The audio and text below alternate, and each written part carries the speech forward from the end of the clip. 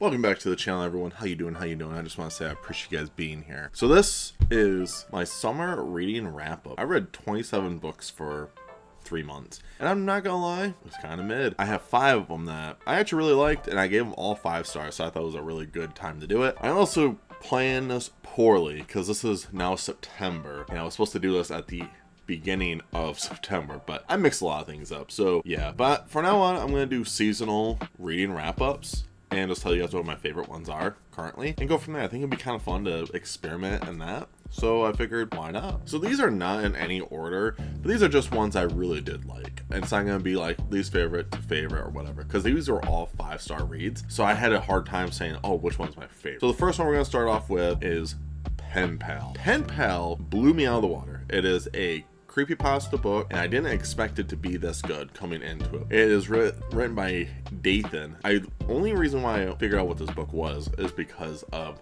Creepcast. This book is about a kid that's basically getting stalked. He goes through events in his life where he has these very traumatic experiences with a stalker, and through it all, the kid doesn't really think too much about it, but his mom actually knows what's going on, and she does a lot of these things to help protect her son. And when I'm reading this, I just thought, I'm like, oh my gosh, this is awful. You kind of feel like, why isn't the mom helping? But reading this book, you kind of understand why the mom doesn't tell him what's actually going on, because he is just a kid. So it's just a struggle for you to understand why, I guess. This book, I gave it a 5 out of 5. It was great. I recommend everyone to go check it out. If you guys want to read a book that's kind of creepy and spooky, I would check out Pen Pal. So the next one on the list is Fahrenheit 451 by Ray Bradbury. I looked to double check, but Something Wicked This Way Comes was a spring book, and this one just barely hit the summertime, so I was like, oh, perfect. But Fahrenheit 451 was mind blowing. I've never read the book, and everyone talks about how great this book is, and I wanted to read it because I had to see what the hype was. I want to tell you what, this book was terrifying, just because the way that it talks about censorship, how media manipulates your mind to view only one way, is so scary that it feels like this is what we're kind of in reality nowadays. And there's a lot of talks of people always like talking about how, oh, we're in that nowadays, well, this is what's really going on. But when you see things, when you read this book, and this book was back in like the 50s, I think it was, and are talking about that now, really opens your eyes to see what's truly going on in this world that might be happening in our very eyes. And it's just a really cool book to read. And it's just powerful how censorship is nowadays, where you don't really, you have to say the right words.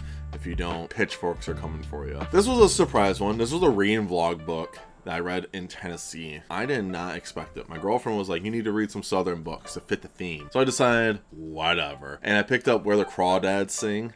That book was great. It was a book that I did not see coming. It just came out of left wing for me. It's a coming of age story. This book is just so good. It deals with depression, it deals with coming of age, it deals with, the biggest issue it deals with is tendency of stereotyping people. It's weird to say that out loud because I guess I never really thought about it until I read this book, but people stereotyping the swamp girl. People are stereotyping the swamp girl in this book, which I just did not expect at all. But when I was reading this book, I just didn't expect it to really sway me in the way that I was like gripped. And when I first started reading it, it was about 60 pages. I almost DNF'd it. I was like, I ain't feeling it. But I was like, you know what?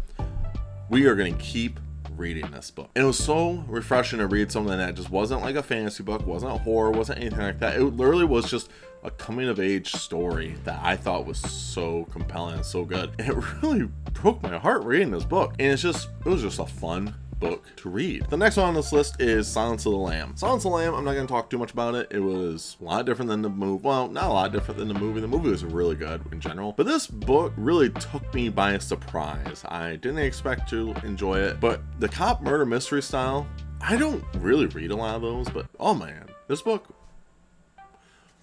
blew it out of the park. This book was great. I didn't expect to enjoy this book as much as I did, but oh man, this book was fun. I honestly, the whole time I was just pulling the wheel with Clarice, and I think the interactions with Clarice and Hannibal Lecter was really good. It was so engaging when I would read it and just see what is Hannibal trying to do throughout this whole book, and then you actually figure out what does Silence of the Lambs mean, because the whole time I was like, what the hell does this mean? Because, you know, sometimes books will give you these titles and you're like, what what the hell does this mean? In the book, sometimes don't even tell you what the what the title means. And you're like, and it really just upsets you. That's how I always feel about it.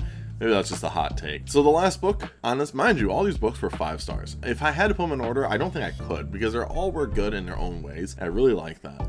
This book came out of left field too, because it's rated as like one of the scariest books of all time. And so I bought it because I was like, oh, why is it so scary? And then I was reading it, I'm like, it's not scary as what you'd imagine it would be. Now, this book is called Flowers in the Attic. This book, I gave a 5 out of 5. I was so hooked into this book. And I realized there's 4 other books in this series, so I'm like, all right, I gotta read them. So I think every couple months I'll probably read one of them. Now, Flowers in the Attic is written through first person, which is mostly these books in general. I think Pen Pal, Where the Crawdads Sing, and Flowers in the Attic, 3 out of the 5 are all written first person, which is different for me. I'm not used to reading first person all the time. But this book is about a mother and family, simple 1950s style family, white picket fence, all that. And the dad dies, and the mom and all of her kids, which she had 4 kids, go to their grandparents. And the mom tells the kids, the grandpa doesn't like you guys because of their dad. And so the kids are stuck in this attic, and the grandma feeds them twice a day. And throughout all of that, you are just constantly slowly seeing the pain and suffering that these kids are dealing with. And it just makes you so sad, because the mom is just lying to these kids. Oh, I'll get you out of there. I'll get you out of there. And these kids just believe that the mom is going to help them. But in reality, the mom's not doing anything to help them. And it's just such a sad book to read, and it makes you really depressed. So it's like, if you don't want to read a book that's going to put you in that mood, you have to be in a really good headspace while reading this book. That is for sure. Like, I was in a pretty good headspace reading this. So that's why I was like, fine, this is perfectly fine. And I want to read the other ones because I'm very curious to see what happens after. But I'm not gonna spoil, like, I haven't spoiled anything with these books because I want everyone to read them for themselves. But these books were just all great. I didn't expect to enjoy all these books as much as I did. Right now, currently, the fall from reading is pretty good too. I'm very impressed with the fall read so far as well. If you guys made it to the end of the video, I do appreciate it. Make sure you guys check out all my socials down below, and of course, make sure you guys stay safe, stay humble, and tell someone you love them. I'll see you guys in the next video. Stay weird.